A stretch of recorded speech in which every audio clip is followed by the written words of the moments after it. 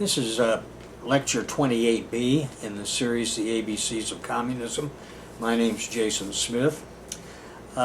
This is based on the chapter 44, which is going to be in next year's ABCs of Communism, Bolshevism 2016 edition. But as I said last time, since I've already started writing that, we can go ahead and continue with these lectures, which to a certain degree, of course, repeat what's in that chapter, but it also gives me an opportunity to approach some of the same subject matter in a different way. The first of the presidents that we're going to be dealing with is Jose Lopez Portillo, and not just with the president, but with the 6-year term that he served from 1976 to 1982. It is most convenient to divide Mexican history these presidential terms. And just one more comment, all of these Mexican presidents are referred in the Mexican press in terms of their initials. So this fellow was known as JLP, Jota LP in Spanish. But at any rate, these early years of the Lopez Portillo administration, I was in prison in Mexico City, in Lima, Peru, thanks to the U.S. CIA DEA plot that got me there and that I was stupid enough to walk into. And after I escaped from that joint in 1980, came back to the States because I didn't come back on the treaty that my wife and Frank Church had managed to get passed in Congress, which allowed for people who had been convicted down there to do their terms in the States, but would also, of course, put you into the U.S. probation system. Since I made it back on my own, I didn't have to put up with all that nonsense. But it didn't mean that I hadn't had a fairly difficult first year of adjusting to the, I guess what you'd call post-traumatic stress of that 3-year prison experience in Peru, in Latin America's worst prison, as it was then known. But to make a long story short, I had the opportunity to go out to Louisiana and join with a company called NL Industries.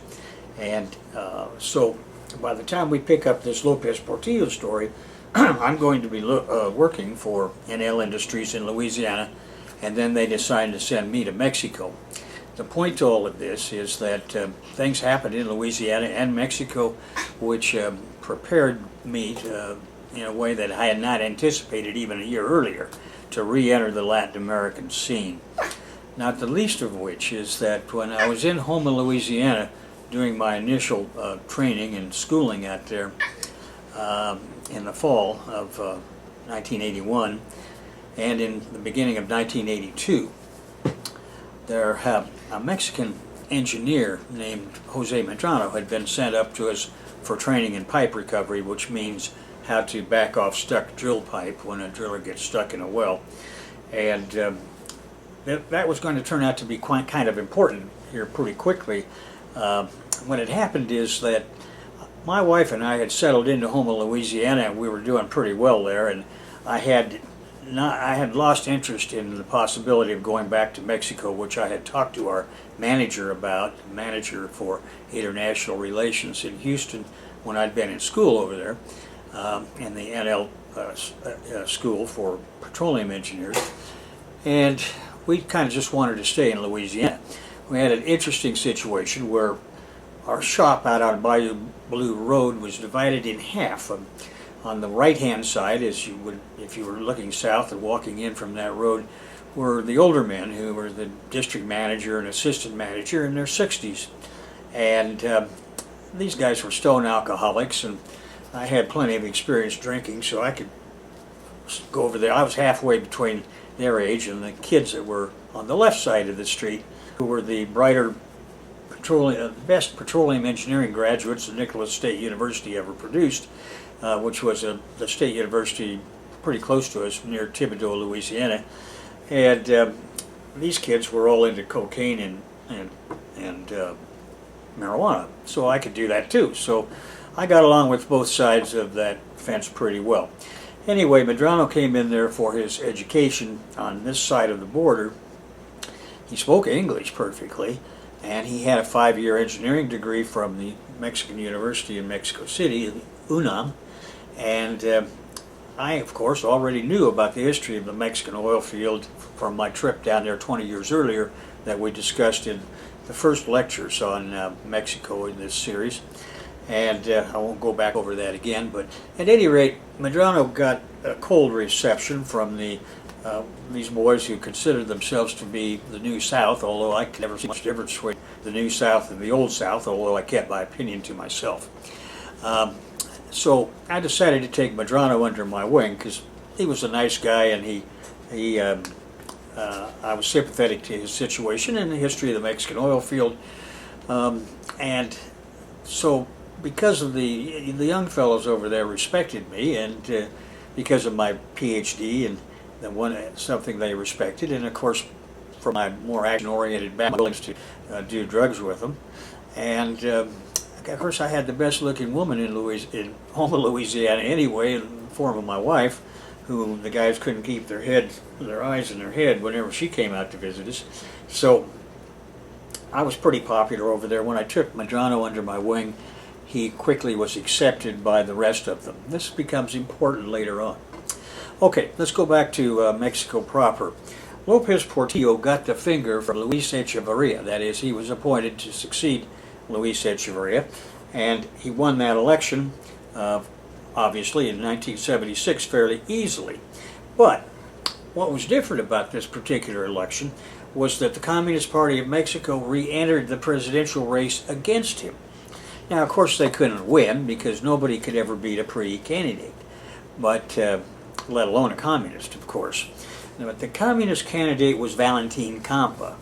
Now, he's a man that I had gotten to know about from Carlos Prieto 20 years earlier when I had been in Mexico, because Valentin Campa and Carlos Prieto had been on the run when Lopez Mateos decided to crack down on them and put him in jail. Well, he got Campa in jail. Carlos Prieto escaped to New York City, where he became an information officer for the United Nations.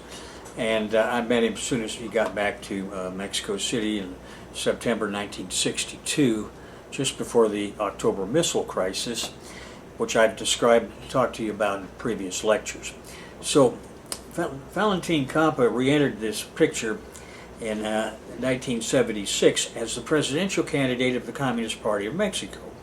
Now, Campa himself had a really fascinating background. He was one of the early recruits of the Jose Allen Communist Party. You remember that Jose Allen was the man that Borodin appointed that became head of the Mexican Communist Party when Borodin visited there in 1919.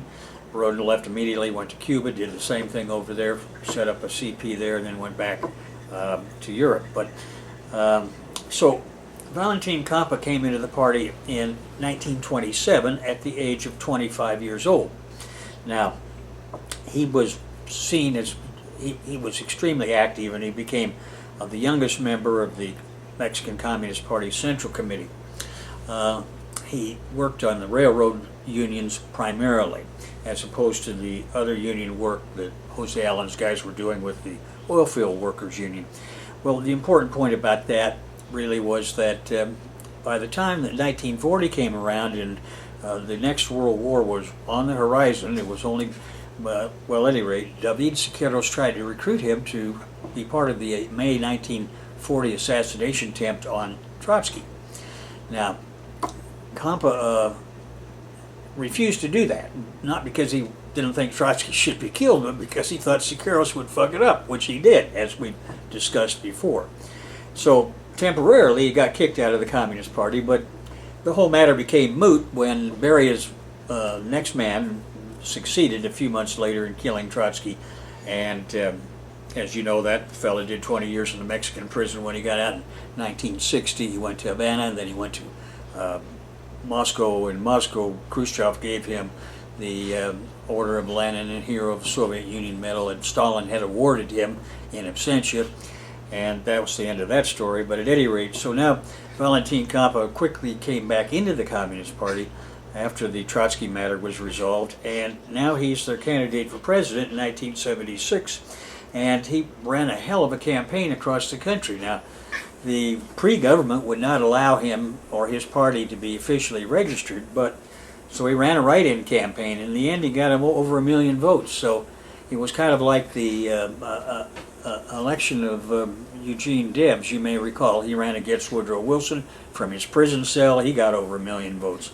So the Valentin Coppa thing, while he couldn't possibly win because nobody could win, he at least had made a valiant effort and most importantly had reorganized and revitalized the Communist Party on a national level. So that's what had happened in 1976. At any rate, when Lopez Portillo got elected in 1976, that he assumed the presidency. Now, as I say, these first few years of his administration, I was not there. So I learned about them after I got back, and especially when I got there to Mexico. So what had happened is in the first 4 years actually, of the Lopez Portillo administration, everything had gone his way. Well, why was that? Well, it's because during the Luis Echeverria years, a huge amount of oil had been discovered in what Pemex calls Zone 5, which is the Bay of Campeche area of the Gulf of Mexico, and on land and offshore. And now, but that had been kept under wraps as a state secret during the course of the election. Now that Lopez Portillo was president, he announced the discovery of these vast Tabasco, Chiapas, offshore Veracruz oil fields, and all of a sudden Mexico was swimming in cash. So he had the money that he wanted in order to put the pre-program, which, as you may know, is we'll take plenty of money for our own corrupt officials, but there'll be plenty left over for the common workers, and we'll see that they get it. In other words, a Peronista, a Peron kind of approach. And that's exactly what what Jose Lopez Portillo did in the first 4 years of his administration. Now, however, in 1982, beginning in 1981, actually, there was a collapse in the world oil prices. And what this had done was to reverse Lopez Portillo's decision to give the finger, his successor. As you know, the Mexican president always chooses his own successor.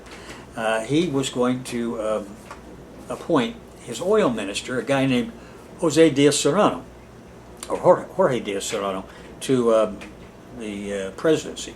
And he had tentatively received the finger from Lopez Portillo, but he made the critical mistake of overstepping his bounds and reducing the price of Mexican oil, of crude, unilaterally without talking to his boss about it.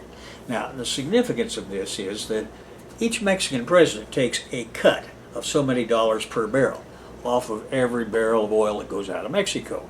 So by cutting the overall price of oil per barrel, he was cutting Lopez Portillo's last big grab at the Mexican oil field money. And for that, he got fired. And of course, the finger was removed, and Lopez Portillo instead appointed one of his ministers, a young man named Miguel de la Madrid Hurtado, which we'll talk about next, as the next Mexican president. And of course, he got elected. Now, I got down there just at the end of the Lopez Portillo administration and just at the beginning of the Miguel de la Madrid administration. And what had happened there is that when I had been in petroleum engineering school in Houston, the international manager for NL McCullough, which NL was a holding company for several hundred oil field service companies that they had bought in the previous few years, and that had made them one of the big top 3 oil field service conglomerates in the world. The other two were Schlumberger and Halliburton. We've talked about Schlumberger quite a bit because it was Stalin that made the Schlumberger family into the wealthiest family in France and the biggest oil field service company in the world. And I won't go back over that, but at any rate, the point is, now I was working for one of these 3 conglomerates, and they had talked to me about going back to Mexico. And when I was in school over there, I mean back to Latin America, this time in Mexico, when I was in school, it seemed like maybe that was a good idea. Billy Don Jones had offered me the job as assistant manager for Mexico oil field district in Villahermosa in April, but I turned him down because my wife and I were doing well there. And we'd both had been through quite a bit in the years that I was in Peru, and we were enjoying living kind of a normal life in Louisiana. But what had happened was in August, I got another call from our manager named Darrell Gwynn up in New Orleans, and he said, Billy Don Jones is going to call you in a few minutes, and he's going to offer you this job again because the last guy quit down there in Villahermosa, the one they sent down there instead of you. And he's going to offer you the job again, and I want you to know that you told Billy Don last time that you'd given me your word that you'd stay here for at least a year, and I'm releasing you from that promise. And furthermore, if you don't take that job that he's offering you this time, you'll probably be unemployed in a short period of time. So I really didn't have any choice. When Jones called, I said, sure, I'll take it. And he said, well, as soon as you can get over here, do it, because I want to introduce you to the manager who's in Houston right now, and you guys can go back to Mexico together. So I had gone over to Houston.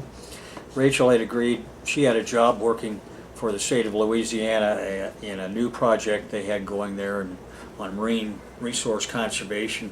At any rate, I had gone over there, and I had met King Freeland Jr. and his wife, and we were on the plane heading down there. But before we left, Billy Don had taken me aside and said, listen, this is just between you and me.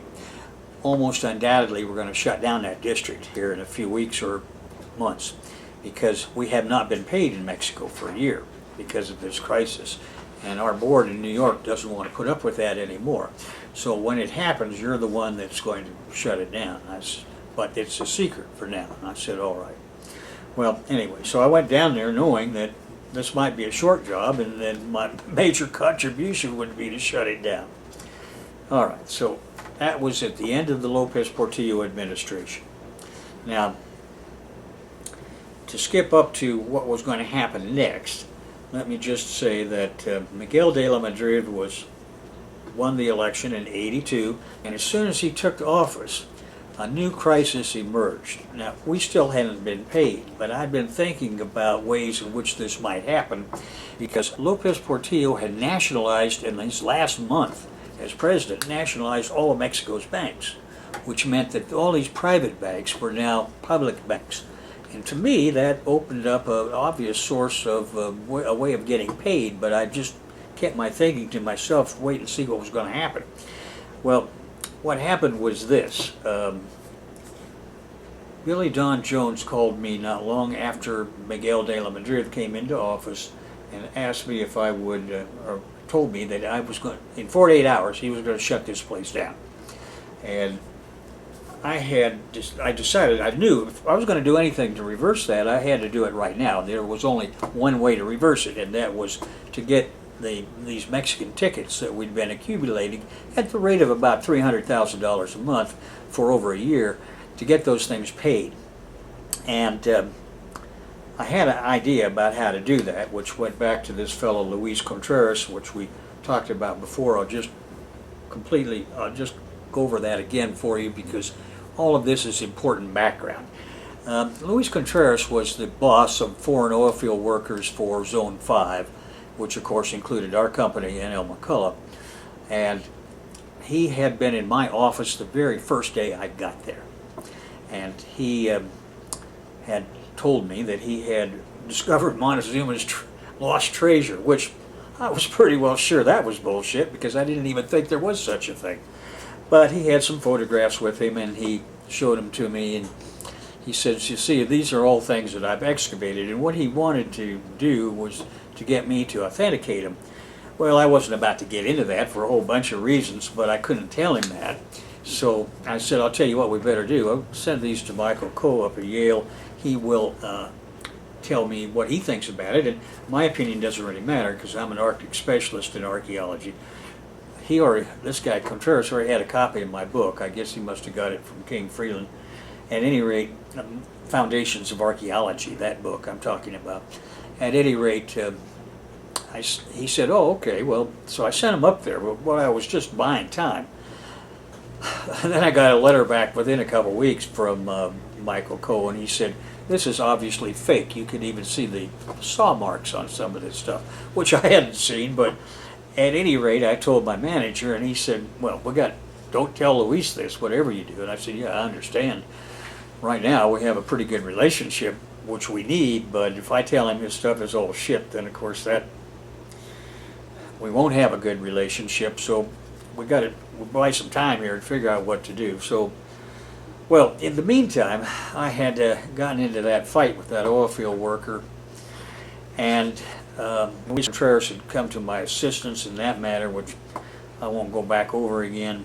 And this time I called him and asked him to meet me at the airport. I got out of my Guayabera, went upstairs, changed into a suit, told Connie to get me the file of all of these past tickets that hadn't been paid. Took a taxi out to the airport. I met Luis Contreras there. I explained to him the situation on the way up on the airplane. This is less than an hour flight from here, most of Mexico City. Once we got there, we got a taxi. We went straight to the Banamex main office in Mexico City, which was where we had an account anyway, and which was now a government bank.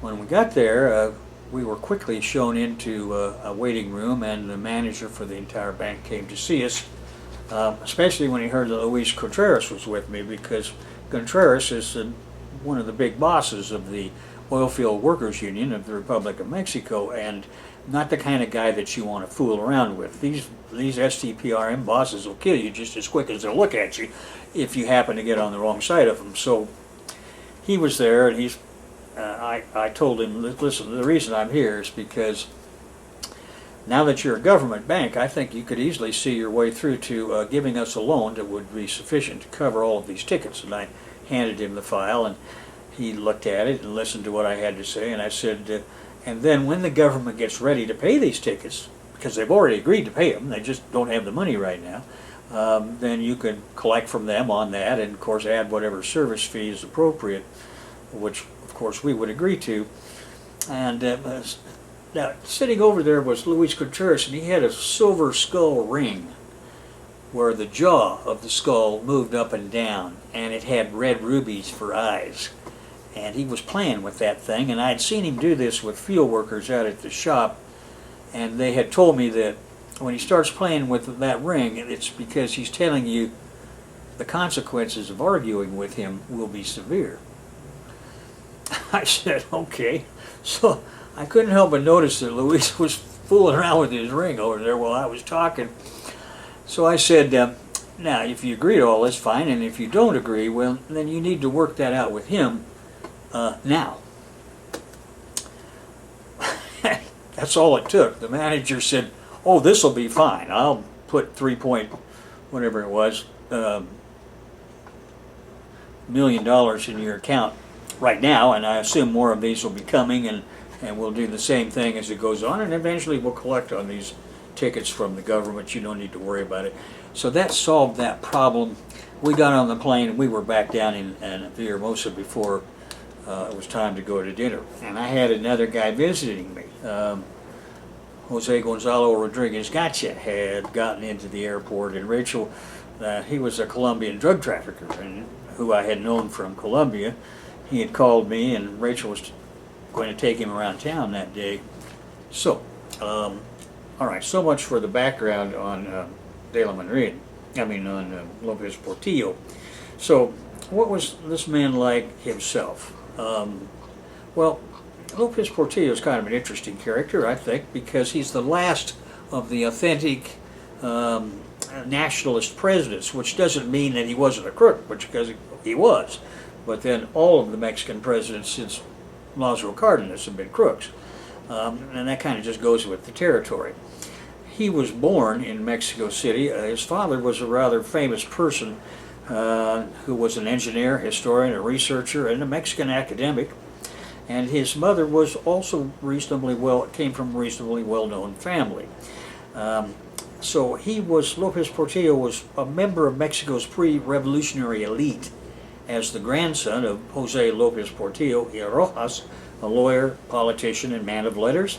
And he was the great-great-great-grandson of Jose Maria Narvaez, who was the Spanish explorer who was the first to enter the Strait of Georgia in British Columbia. and supposedly the first Spaniard to view the site that's now occupied by the city of Vancouver. So you can see that he had a legitimate long pedigree, to the degree that pre-Ista presidents would admit that there was a Mexican aristocracy. He was certainly part of it.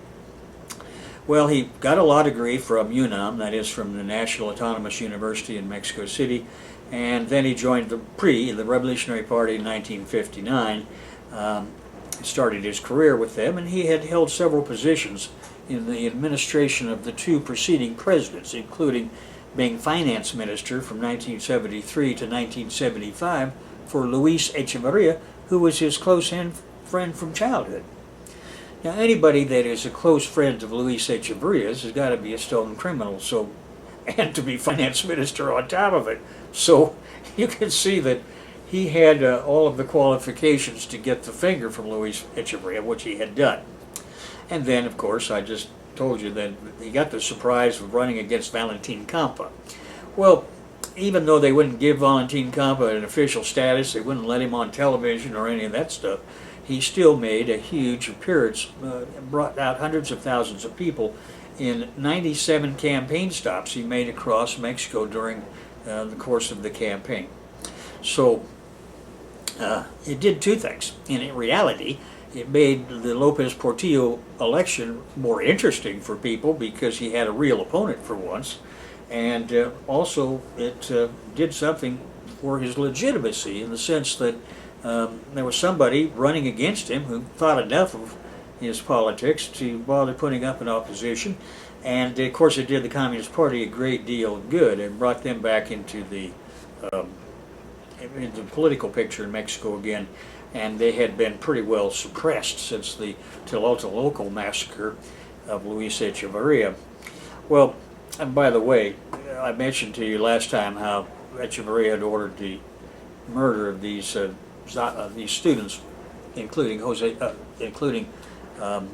Prieto in Nepantla, Mexico, and I noticed since then that since I gave that lecture that the Zapatista National Liberation Army has their own website, and on it they have pictures of her death photo after she was shot to death, laying on the ground, and pictures of her prior to that in her life. Well, anyway, where am I here? So, what happened right after this period of time was that when Miguel de la Madrid took the reins of office, he suddenly was confronted with a resurgent Jorge Diaz Serrano. Now, what had happened is, when Lopez Portillo fired Diaz Serrano, he had tried to kick him upstairs and out of the picture, and he had given him the job as being Mexico's ambassador to the Soviet Union, which was a very prestigious appointment because the Soviet Union had been Mexico's #1 international ally ever since the days of Plutarco Calles and Lázaro Cárdenas. So that was supposed to satisfy him for the time being, but it didn't. And as soon as he could, as soon as the election was over for Miguel de la Madrid, the guy that had replaced him on the ticket, he went back to Mexico. He ran for the pre-candidate for the Senate from the state of Sonora. He won that election, and now he was back in Mexico City as a senator with immunity, he thought, from prosecution or anything else. Now, because Mexican senators and congressmen can't be pursued in the courts. That's part of the Constitution. Well, what happened was that once he got back there, and Miguel de la Madrid perceived him as a threat, and could see that what he was going to do was to try to become the pre-candidate to succeed Miguel de la Madrid, he decided to get rid of him. And what happened was he had the Mexican Senate strip Lopez Portillo of his, strip this guy, Diaz Serrano, of his immunity, and then he had him charged and with several felonies, oil corruption felonies, of which I'm sure he was guilty, but because that just goes with the job. But at any rate, he ended up spending the next 6 years in prison.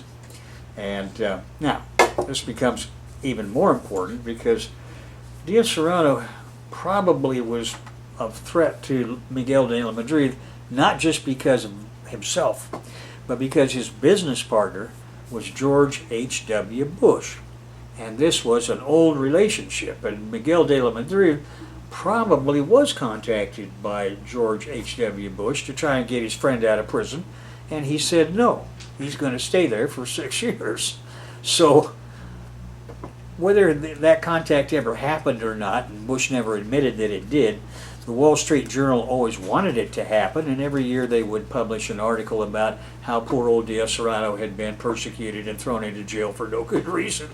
Well, the truth of the matter is there was never a more corrupt person in Mexico than Diaz Serrano, both in his personal life and his public life, but of course you couldn't expect the truth from the Wall Street Journal, could you? So, at any rate, what happened now was that what we had thought was going to happen, what Luis Contreras and I thought was going to happen, was that Miguel de la Madrid was going to move against La Quina, the head of the Oilfield Workers Union. And in fact, it had gone to the point that one day, by this time, of course, as you can see, Luis Contreras and I, he's given up on the whole idea of me helping him with his artifacts, and he doesn't care. Whatever he's going to do with those, he's pursuing in a different direction. But we have graduated to an entirely new level of working together, and he had come to me as soon as Miguel de la Madrid got elected, thinking that because his boss, Don Andres Sanchez Solis, head of the Oilfield Workers Union for Zone 5, thought that this guy was going to go after his boss, this La Quina, the boss of all of Mexico's oilfield unions, not just the one in Zone 5. His real name is Joaquin Galicia Hernandez, but known throughout Mexico as La Quina. And Don Andres Sanchez Solis, Luis Contreras' boss, had decided to side with his boss, which had always been loyal to him. And so Luis was siding with him, and I decided to side with Luis. So, because of our now long-standing close relationship, but what had happened in reality was that Miguel de la Madrid had moved first against Diaz Serrano, and that had taken all his efforts. So the campaign against La Quina was set over until the next president came into office. And we'll get to that here momentarily in a few moments. So, now what I want to do here is so at any rate, I recall that when Luis Contreras came to see me right after the Miguel de la Madrid administration inauguration about Diaz Serrano making a play for the support of Don Andres Sanchez Solis, that Luis had decided to throw his support behind Don Andres Sanchez Solis, and there was going to be an armed shootout in Tamaulipas as part of a general oilfield-wide onshore and offshore confrontation between the union and the government, and between Diaz Serrano and the president. Sanchez Solis had decided to throw his support behind the president, meaning against his boss, La Quina, and Luis was going to be loyal to the Sanchez Solis who had always treated him well, and he made that decision. He said now I had to make a decision. I decided immediately to throw in behind my benefactor, who had twice thrown in behind me, and whose boss, Sanchez Solis, would soon save my life in the exploding Learjet accident that killed engineer Centeno, and all aboard. I think I've mentioned in these lectures before.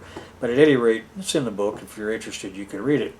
I told Luis I was in for the strike, and with him, and I asked what he wanted me to do. And he said he wanted me to take a lead in getting all the foreign oil companies, service providers in Mexico, in Villahermosa, to give these monthly staple baskets to the wives of the oil field workers. Now, what that was about, and I agree, that what that was about was many of these oil field workers, especially if they're single, but sometimes the married men too, would get their paycheck at the end of the week, and then they'd just go out and blow it in bars on wine, women, and song, whatever.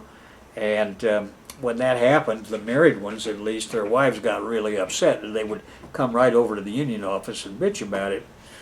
So the Luis Contreras solution was to have a basket of food of all the monthly staples that a woman and her family could need available for her, in addition to the salary that her husband was going to receive. So I agreed to that, and it was really relatively inexpensive for us, and I could pay for it out of petty cash fund. So Billy Don Jones in Houston didn't even need to know about it. So I agreed to that, and he also wanted me to help him get the other foreign oil field service company to do the same thing. So I went with him to their offices, and they agreed to do the same thing pretty quickly once they learned that we had thrown in behind it. And so we had gotten that much done. But that is about as far as the fight that was heading toward La Quina went during that Miguel de la Madrid administration. In the next one, we'll talk about in a minute, in the next government of Carlos Salinas de Gortari, he would take on La Quina, and we'll get to that as soon as fairly shortly.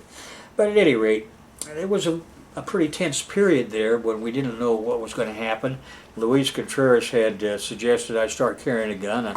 I told him I already did that. I thought that was about the only way a gringo in the oil field could operate in Mexico.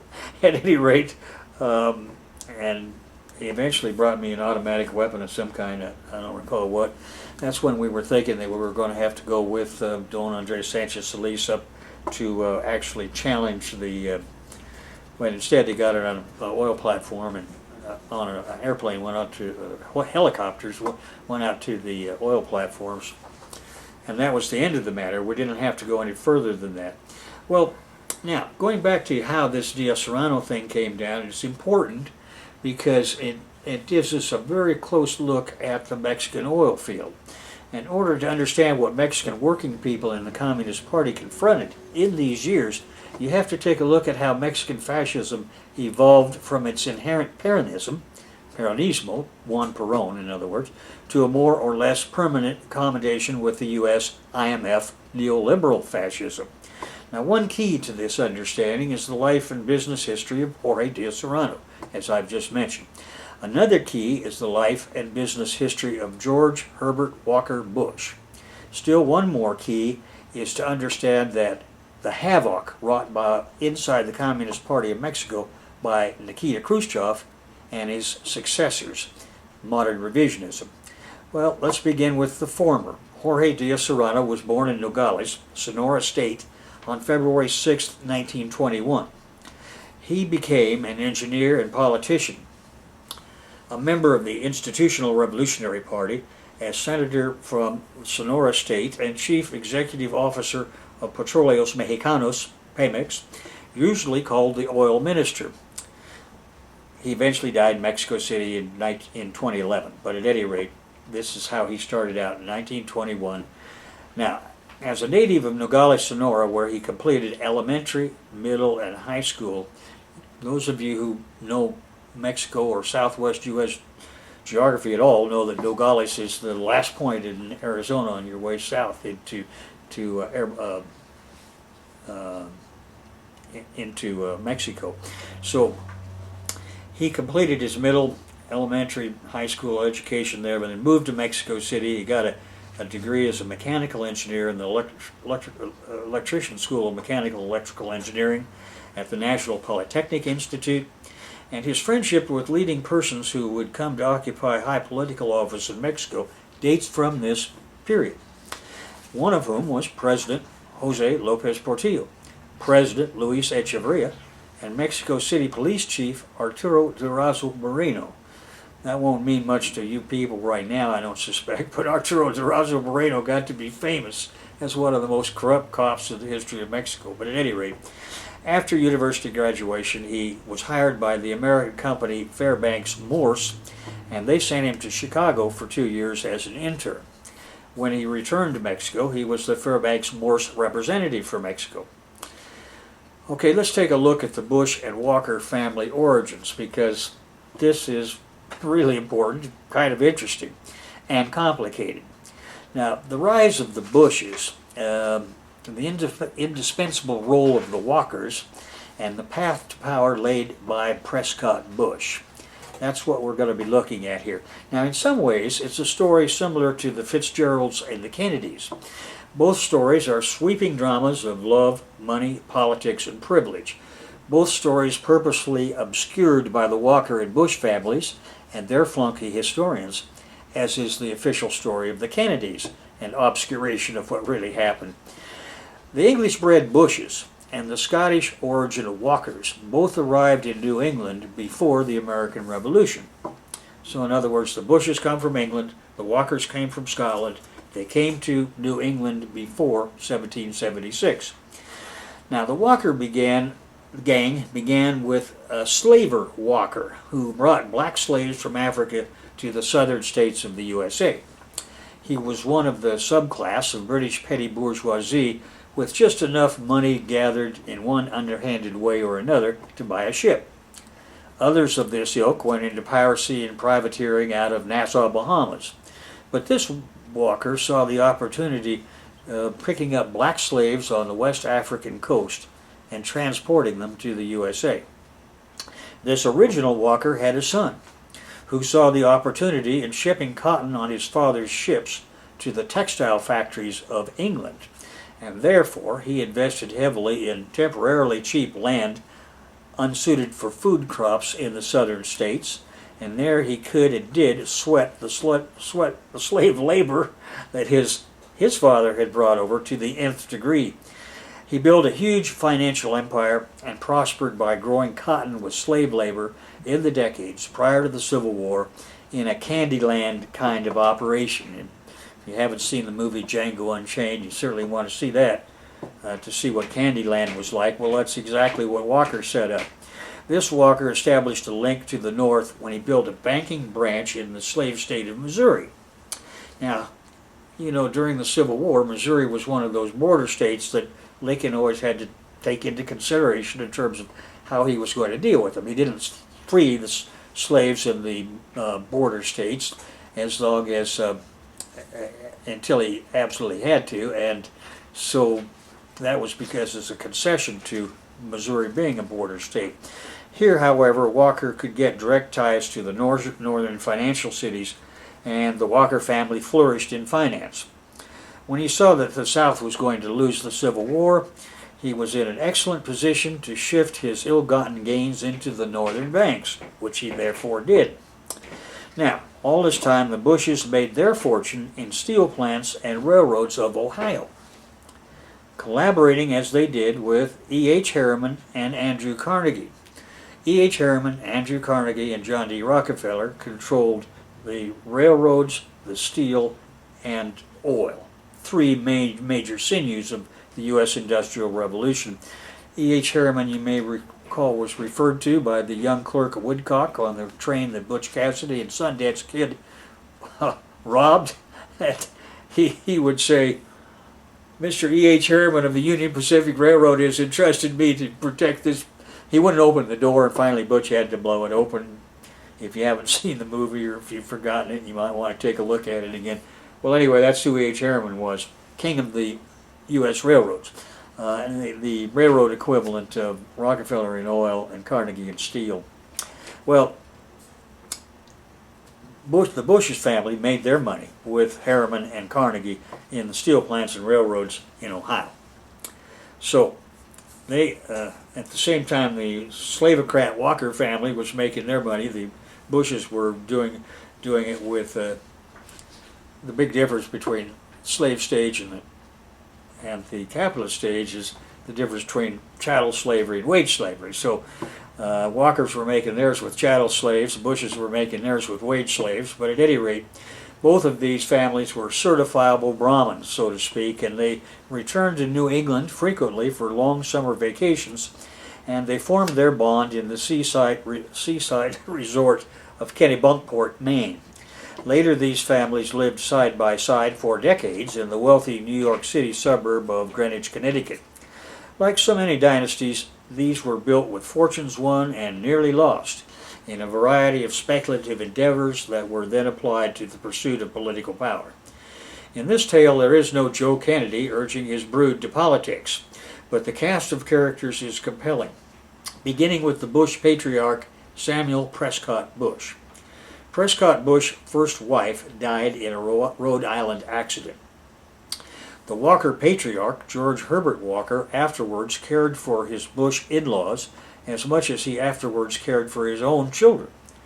Then there was the famed Democrat W. Averill Harriman, who, along with his brother Roland Harriman, sons of E. H. Harriman, the railroad magnate, saved Prescott Bush from bankruptcy.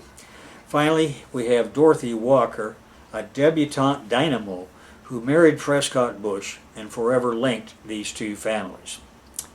The Missouri financier at his peak. It was 1903, and George Herbert Walker, who was well on his way toward building a fortune and an extended family that would spawn a senator, 2 governors, and 2 presidents, and maybe a third one now. A tough big man, he had been a Missouri heavyweight boxing champion.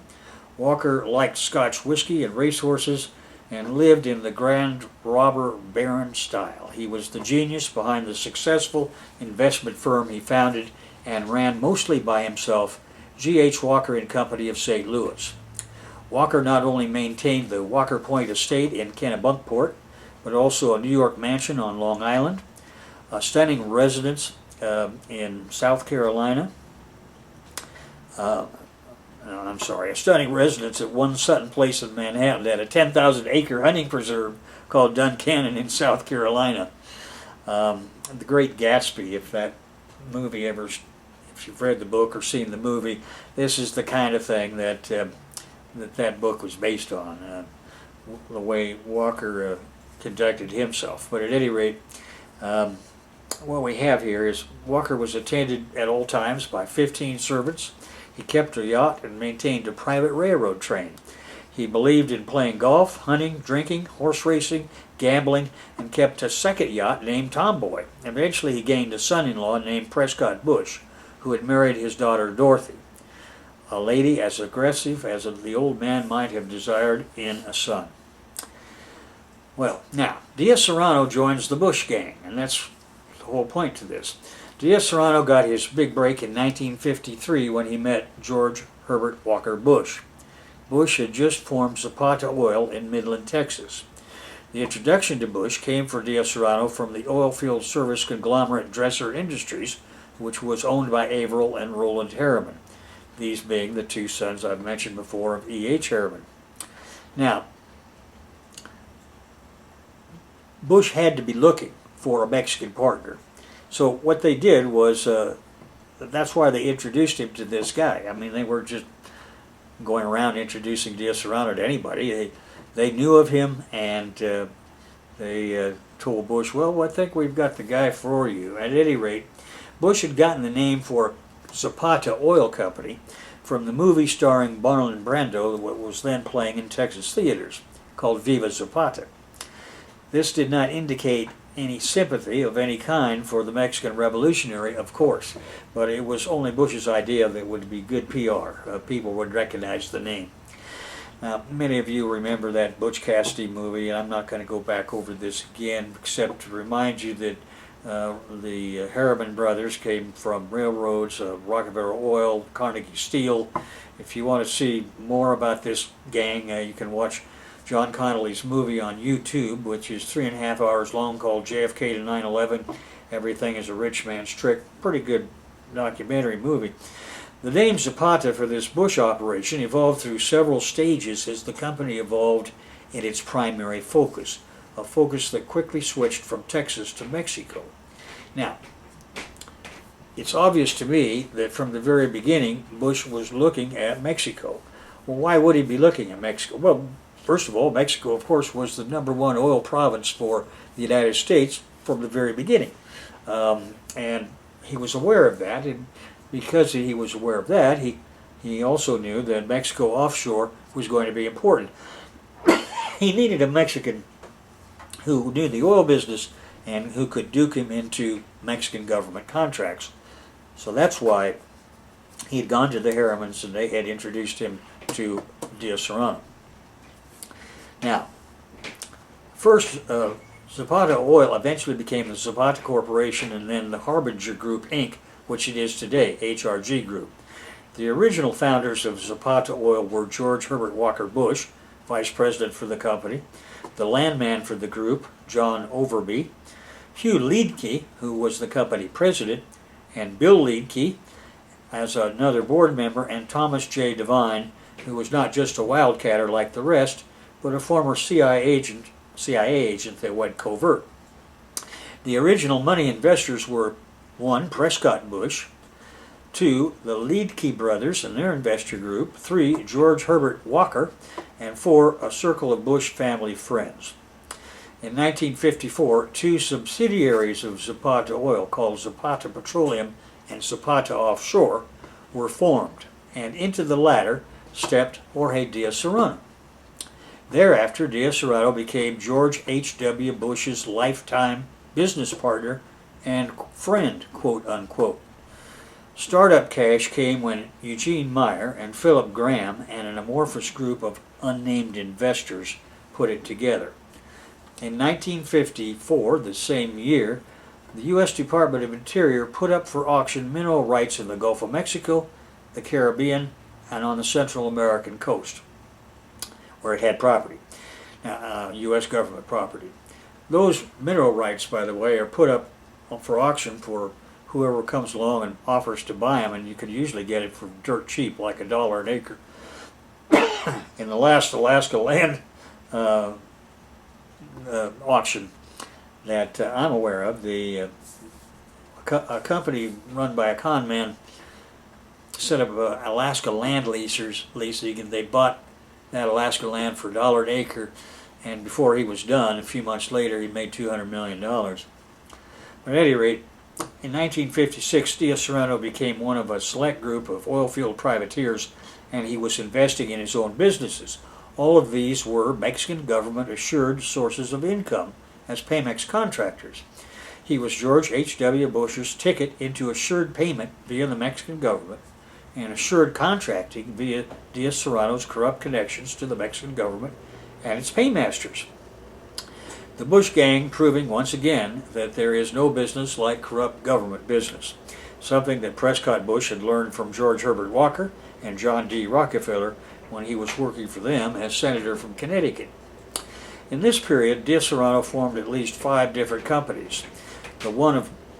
I won't mention all the names there in the book, but the most important one was Gulf Marine Drilling, or Permargo, Perforaciones Marinas Golfo. Now, this was the company that would get the leases to do all of the offshore drilling that Pemex was going to do in the Gulf of Mexico. Now, these platforms produce huge quantities of oil, something like 20,000 barrels a day. These companies were corrupt entities because 100% of their Mexican government's contracts came from suborned government officials. This criminal conspiracy was the foundation of what would be the Diaz Serrano and George H.W. Bush personal fortunes. Bush was working up the U.S. ladder of government officialdom with his father's wealth and that of the Walker family his father had married into, and this Mexican venture was George H.W. Bush's own money. His contribution, so to speak, that's own money in quote marks, his contribution to the corrupt goings-on in Mexico, as his contribution continues to be today with the Saudis. I don't know if you know it, but Bush gets a daily CIA briefing, which of course he turns over to the Saudis immediately as part of his deal in the Carlyle Group, named after the Carlyle Hotel, where this bunch of thieves has a weekly meeting. At any rate, in 1959, in January, the Cuban Revolution overthrew the government of Fulgencio Batista. Bush bought control of Zapata Offshore in that year and funded it with $800,000, and in doing this, he also split the Zapata Corporation into 2 independent companies.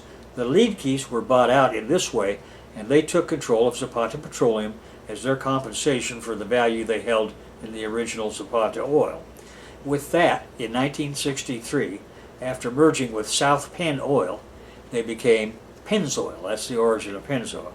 Now Zapata Offshore was the sole survivor with the Zapata name of Zapata Oil.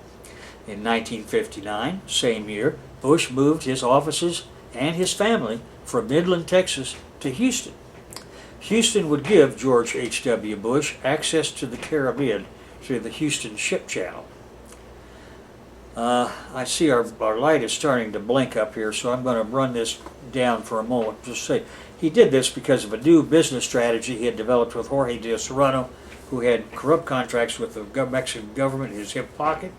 Bush's Zapata Offshore had only a few drilling rigs, but he placed these in the Gulf of Mexico. His longer-term plan can be seen in his decision at that time to open offices in the Persian Gulf, Trinidad, Borneo, and Medellin, Colombia. He took on the Kuwait Shell Petroleum Development Company as Zapata Offshore's next client. And I'm going to stop here for the moment, but just take a look at where they set up those offices. If you set up an office in Medellin, Colombia, it would only be because you wanted to establish relations with the second biggest drug family in the entire country. Enough said for this lecture. We'll continue with the next one.